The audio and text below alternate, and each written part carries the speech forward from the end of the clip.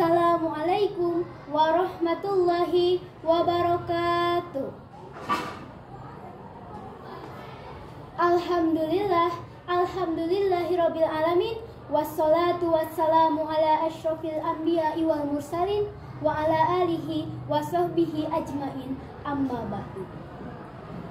Tiada kata yang paling indah kecuali puji serta syukur kita kehadiran Allah Subhanahu wa Ta'ala.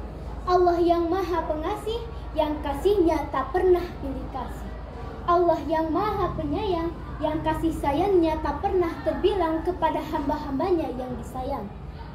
Alhamdulillah, kita semua masih diberi nikmat iman, Islam, serta sehat walafiat, sehingga dapat berkumpul bersama di tempat yang insya Allah barokah ini.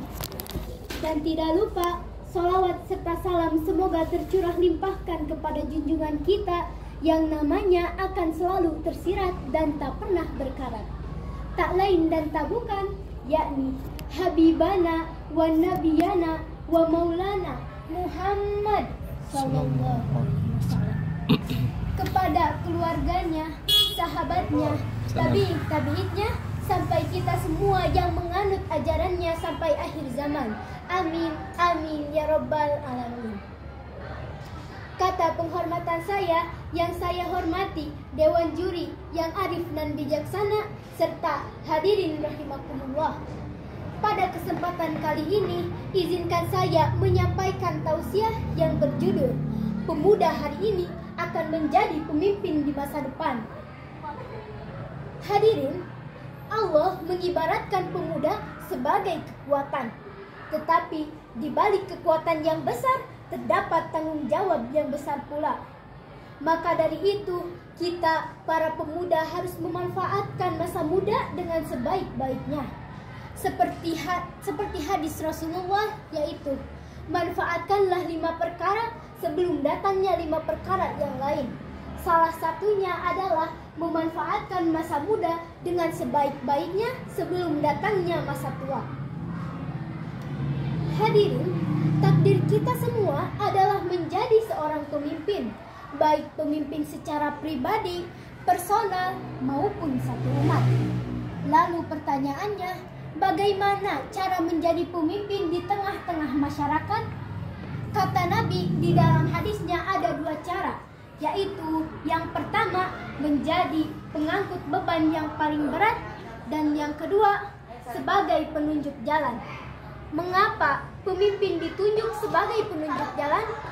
Karena hanya pemimpinlah yang tahu pasti jalan menuju tujuan atau visioner.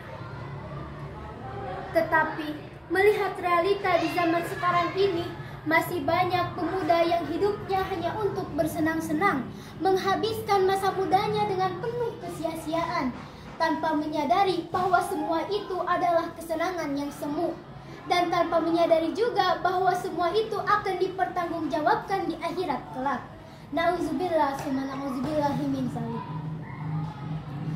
Maka dari itu, janganlah kita pemuda berleha-leha, bersantuy-santuy menikmati masa muda dengan tidur sambil rebahan sambil HP-an. Hal-hal kecil seperti itulah yang membuat kita malas, tergilas dengan waktu, padahal waktu terus berjalan dan tidak bisa diulangi kembali. Sebagaimana firman Allah dalam Quran surat Al-As ayat 1 dan 2 yang berbunyi, A'udzu billahi minasyaitonir rajim. Bismillahirrahmanirrahim. Wal 'ashr innal insana lafi khusr. Yang artinya, demi masa, sungguh manusia berada dalam kerugian. Dari ayat tersebut sudah dapat kita maknai bahwa betapa pentingnya waktu. Bumi berotasi 24 jam, berevolusi 365 hari, dan terus-menerus berjalan, sedangkan kita masih menikmati masa muda dengan rebahan tanpa menambah ilmu ke dalam otak kita. Ada pepatah bahasa Arab yang mengatakan, Syubbanul yaum rijalul ghad. Pemuda hari ini adalah pemimpin di masa depan. Pepatah tersebut jelas mengatakan bahwa pemuda adalah pemimpin di hari esok, pemimpin di hari nanti, menggantikan pemimpin-pemimpin di hari ini. Maka apa daya ketika kita terlalu malas, terlalu santai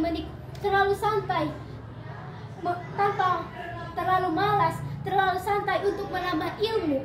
Padahal zaman akan terus berlangsung, globalisasi akan terus masuk ke negara ini. Ketika kita tidak bisa menyaring dengan keilmuan kita, maka bagaimana nasib kita nanti? Dewan juri yang arif dan bijaksana, hadirin rahimakumullah. Bisa kita tarik kesimpulan, janganlah kita para pemuda berleha-leha, bersantuy-santuy menikmati masa muda dengan tiduran.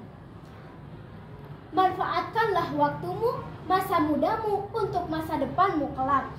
Jangan sampai kita merasa menyesal di kemudian hari karena perbuatan yang kita perbuat sekarang. Seharusnya di masa depan kita mensyukuri semua perbuatan yang kita perbuat di hari ini. Amin, amin, amin ya rabbal alamin. Dari banyak kata yang telah terucap dan dari banyak hal yang telah kita simak bersama-sama, semoga apa yang telah saya sampaikan kiranya menjadi manfaat bagi kita semua. Simpan uang di Bukopin, menabungnya secara rutin. Jika amanah jadi pemimpin, pasti tenang lahir batin. Demikianlah yang dapat saya sampaikan. Kurang dan lebihnya saya mohon maaf. Terima kasih atas segala perhatian. Unzur maqala wala tanzur man qala. Akhirul kalam, wabillahi taufiq wal hidayah. Wassalamualaikum warahmatullahi wabarakatuh.